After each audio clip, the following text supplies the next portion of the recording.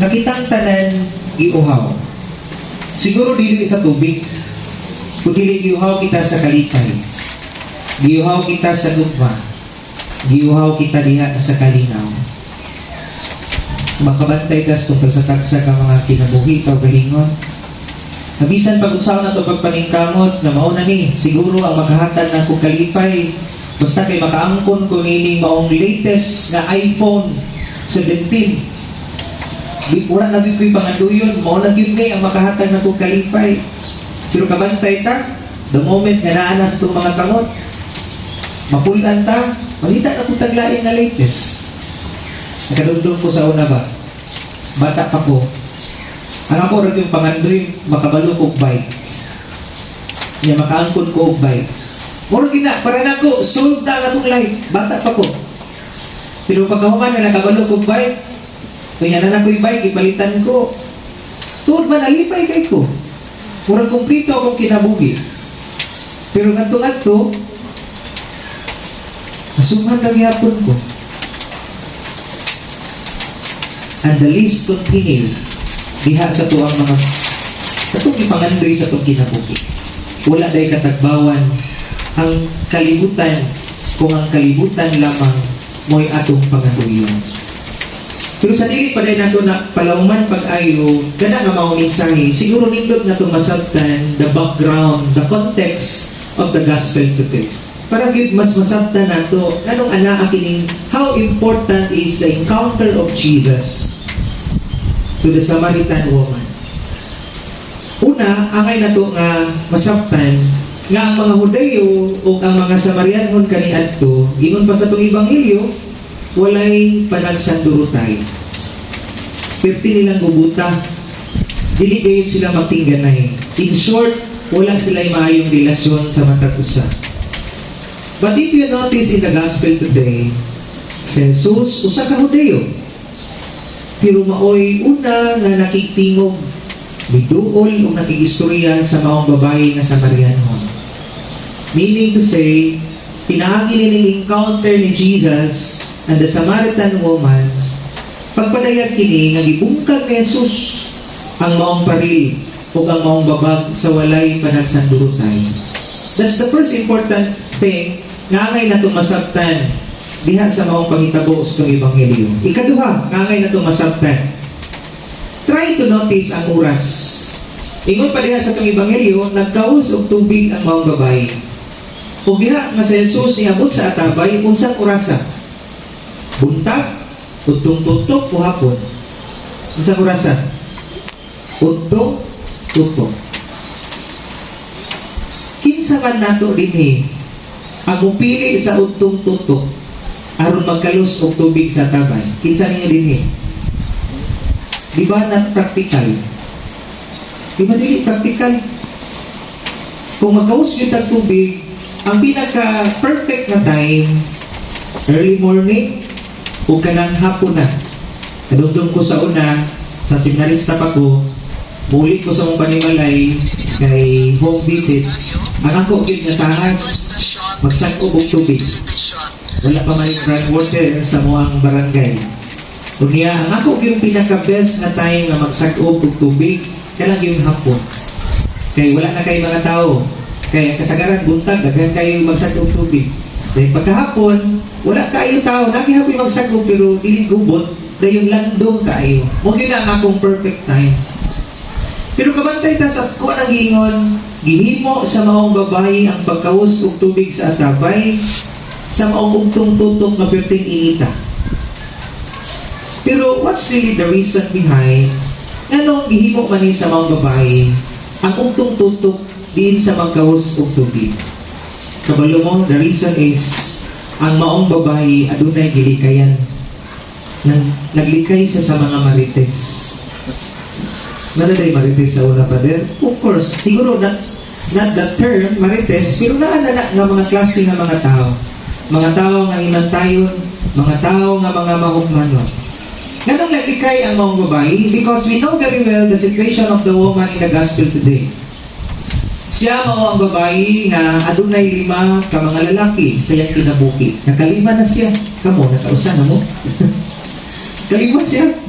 Gani dili na tanan iyang bana, nahimong bana. Kung tungod niya na nga sitwasyon, maulaw siya tungod sa maong iyang kahimtang. Diha siya kinabuhi. Maulaw siya. Dili siya gusto nga moabot siya dito sa katabay, nga daghang tao, kay mahimo siyang sumsuman sa mga tabi-tabi. Mahimo siya nga para niya hukman tungod sa iyang kahimtang sa iyang sitwasyon. Apan mga isuon, nindot kaayo ang encounter ni Jesus ug sa mga babae sa utong tutok diha sa atabay.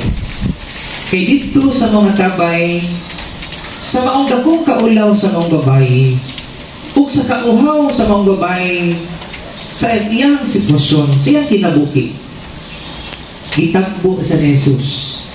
Nakikinabi sa Jesus niya na usa ka Hudeo ug siya usa ka Samariano.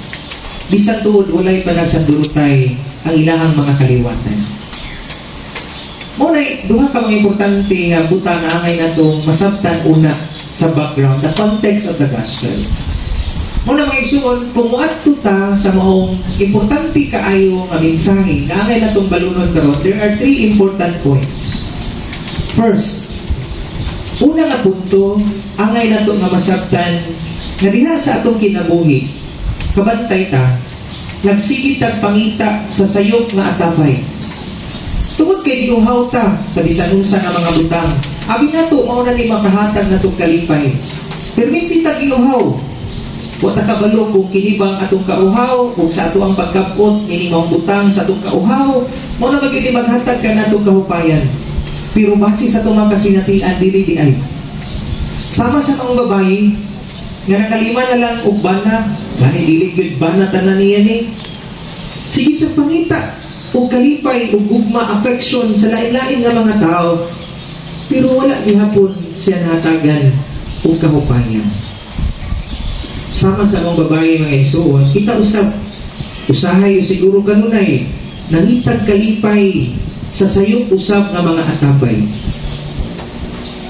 sa kwarta, sa atensyon, diha sa social media o sa mga bisyo. Gani diha sa social media, kabantay ka ang mga content karon, mga content kadaghan kayo views unsa man, kanang mga magsayaw-sayaw na halos na lang maghugo, di ba? Pero pagti maghanap views yun, umabot kong billion, pila pa na shares. Gani kanang mga prank o mga binuang, daghan kaayo na views, likes, kay lagi gusto sa tao og atensyon. Abi sa maong tao nga mao kana mo'y makahatag kaniya og kahupayan, pero sayod ta sa unahan dili di ay. Like for example kita, ilabi na ni mga Shopee ug Lazada, ilabi na kung kanang sale, kung sa itong buhaton, add to cart niya, maabot na dahil sa balay, abi na to, malipay na ta, dili di ay. Ang may tabo, add to cart gihapon, walay kahupayan, walay katagbawan. Nagtuo kita nga mao na kini ang makapawala sa tuang kaguol. Abi nato mao na ni ang mutagbaw sa tuong kasing-kasing.